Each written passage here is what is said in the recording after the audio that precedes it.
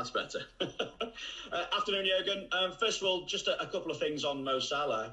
What update can you give as to when you might be able to have him available for selection once again? And on top of that, I know obviously different countries have different rules at the moment, but your players have certain guidelines to follow as well.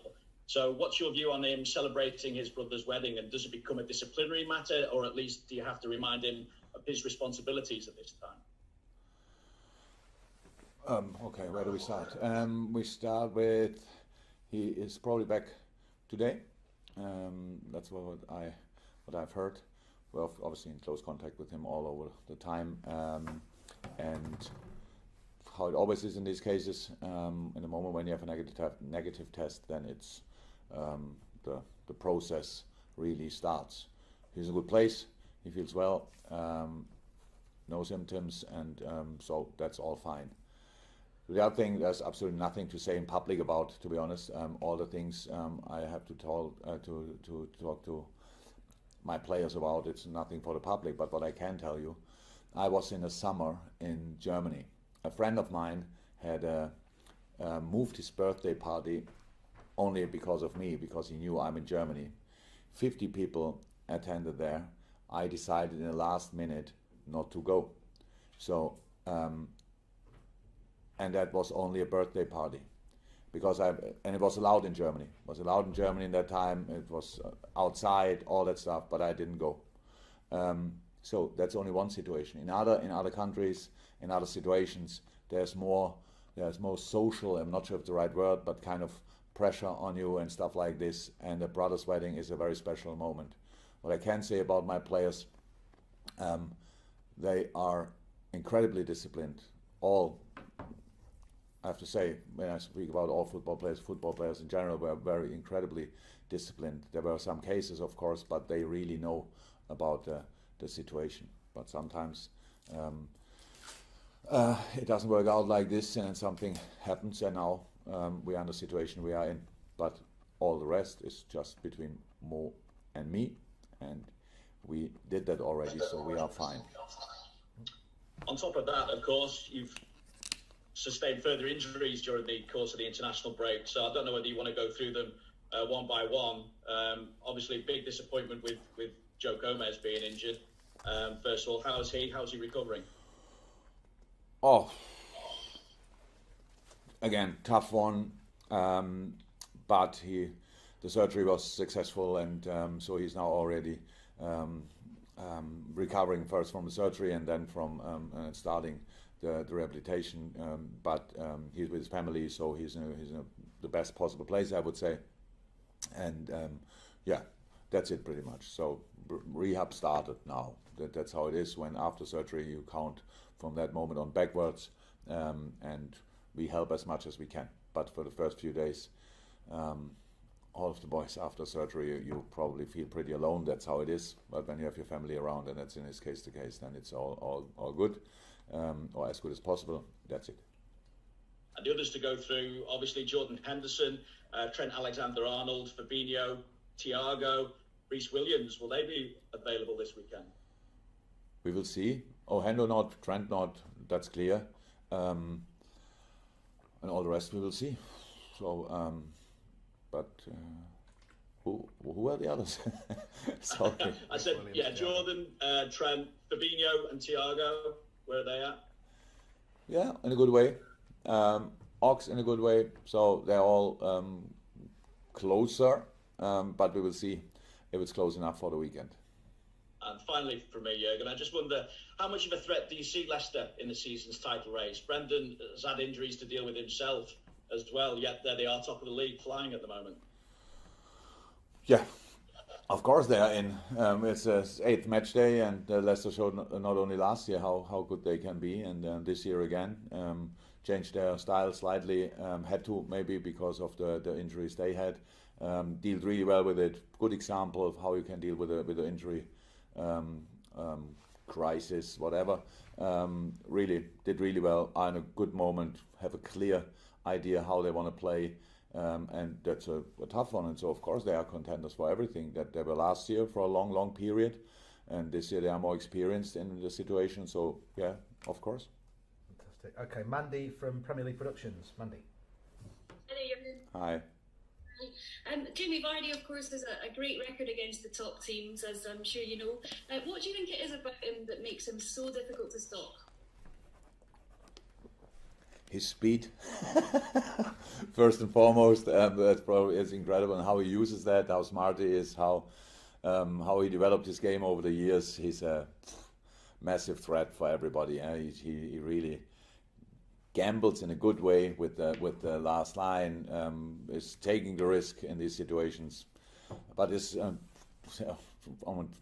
his technical level is really good as well. So not only the finishing, but all the rest, first touch, all these kind of things.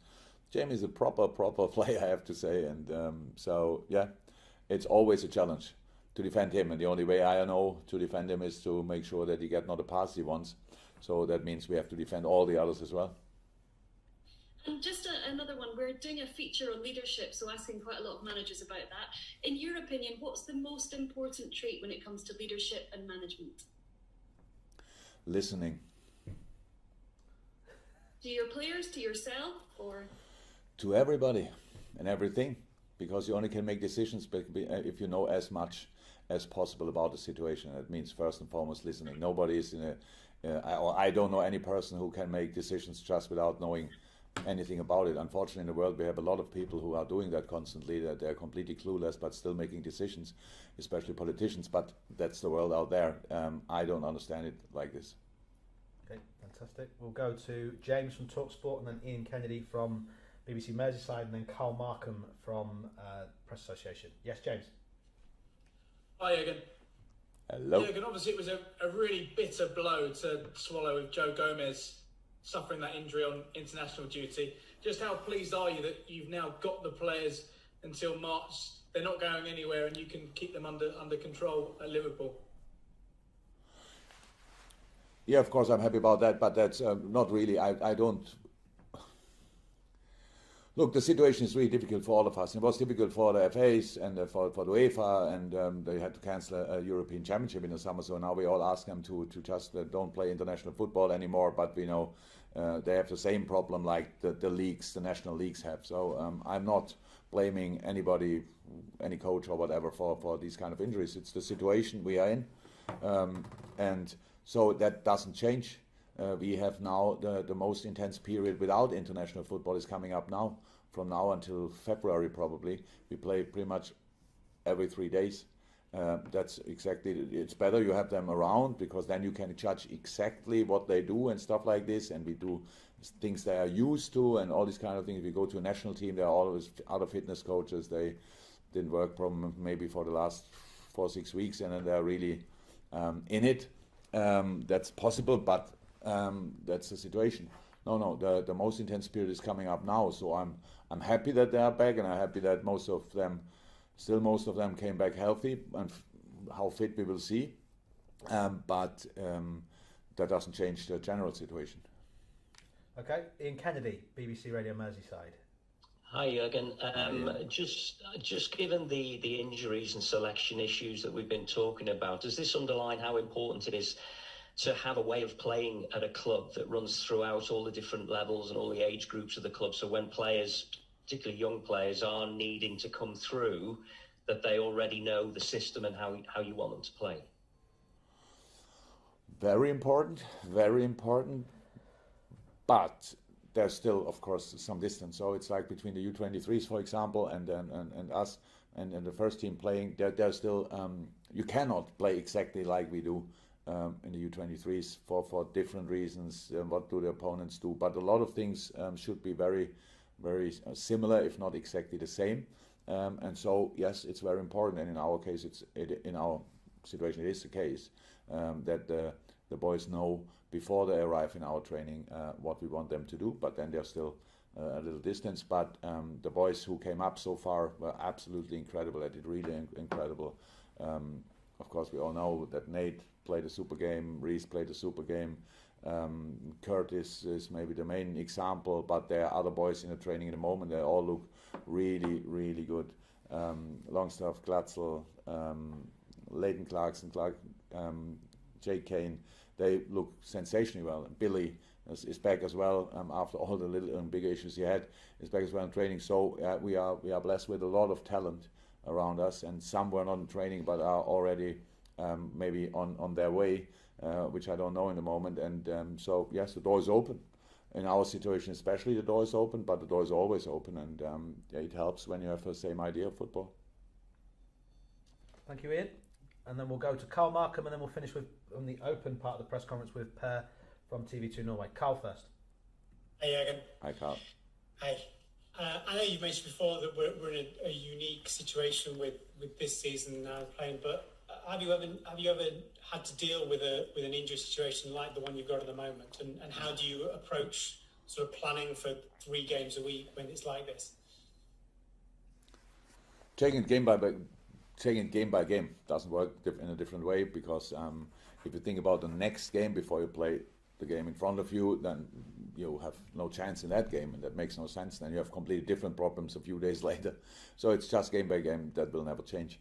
And no, not with exactly the same injury situation, of course not, but similar. And there's no season when you have no problems with injuries. It's always the same. But in our situation, it's slightly different, that a lot of players on the same position get injured and seriously injured, and that makes it, of course, tricky. But nobody here feels, not at all, any kind of self-pityness or whatever. I'm not sure if it's the right word, but we don't feel sorry for ourselves. It's a situation.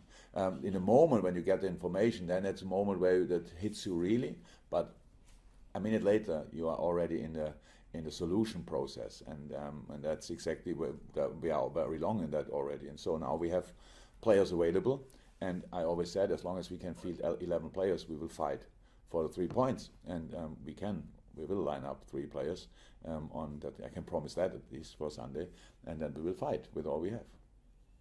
You say you don't feel self-pity, and you never would do, but can you use it in a motivational way for the players who are fit, in terms of this situation we've got, we need to pull together?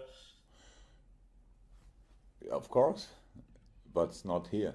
So what we are, how I said, we are a unit, a proper unit, and the more problems we have, the closer we stick together. So that was always like this, will always be like this in this club, and so yes, we will not, how I said, we don't go for excuses. We have the situation we have. We don't like the injuries we have, because it's really hard for the boys who have the injury, but all the rest is working on solutions. That's what we always do, and we have solutions in our mind, and maybe we think that's the worst situation possible, but the season is long, and we have only played 8 games, so there will become a lot of problems. And I always said, who deals best with the problems they in front of them has a chance to be really successful, and that's what we try to be. Fantastic. And just before we go to you, Per, because could the guys who are going to be in the first embargo, which we'll go to after this question, start using the hands up mechanism now, which is the daily papers, please, or the daily publications. But Per, your question to finish the open part of this press conference. Yeah, hi again. Hi, Per. You're probably sick about talking about injuries now, but obviously it's a part of the game, even if it's never fun. But do you think this could make Liverpool stronger in a kind of strange way, like this, giving your players something extra to prove and fight for now? I don't think my players have to prove anything. So we always deal with the difficult situations really well. But yes, it's how I said, I don't, obviously nobody's happy with my answers. That's why you ask constantly the same questions. So yes, we will fight with all we have, and that means if the problems become bigger, you get closer to each other, and then you still fight. If somebody thinks we will give up before the game just because some of our really best players or very important players are not available in the moment and for a long time, I cannot help him, but we will not do that. We just have to accept the situation and use the situation. That's how it always is in life, and that's how it is in our situation now as well.